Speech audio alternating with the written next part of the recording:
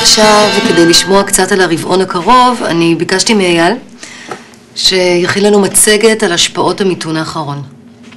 אוקיי? בבקשה, אייל.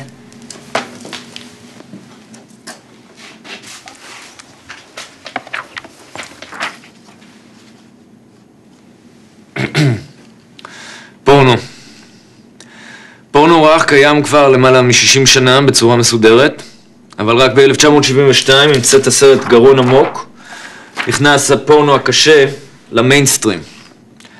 כיום בעידן האינטרנט, במקום לעשות אובייקט אחד, הפורנו מאפשר לנו לעשות עשרות אובייקטים בשעה.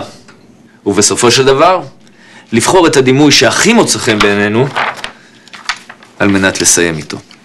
אייל, אני ביקשתי ממך מצגת על השפעות המיתון. אוקיי, האמת שהתחלתי לעבוד עם זה, אבל פורנו הרבה יותר מדליק. כאילו, אין בכלל מה להשוות בין כלכלה לפורנו. ובכל זאת, אנחנו רוצים לשמוע איך יצאנו מהמיתון האחרון. אני חושבת שגברת שטראוס פה הייתה רוצה לדעת שהחברה שלה נעה בכיוון של צמיחה.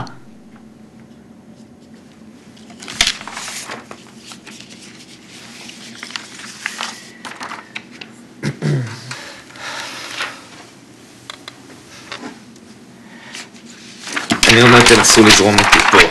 כאילו, מה באמת בא לכם? תורידו רגע את המסכות ואת הקליפות, ובשביל מה אנחנו עושים בוכטות של כסף? בשביל מה אנחנו קונים דירה בת 1,000 ואוטו קבריולט? בשביל שהחברה תשגשג. לא, בשביל לתת בראש! אפשטיין! לא היית מעדיף לשבת עכשיו עם איזה שתי ציצות מסיליקון ביד. ויינברג. לא היית מעדיף להיות עכשיו באיזה מלון עם אחד מהחשבונות המוזרים שאתה מגיש לנו בסוף החודש? תעתלה. כמה זמן עבר? בחייאת את לא מת על איזה סטיפון.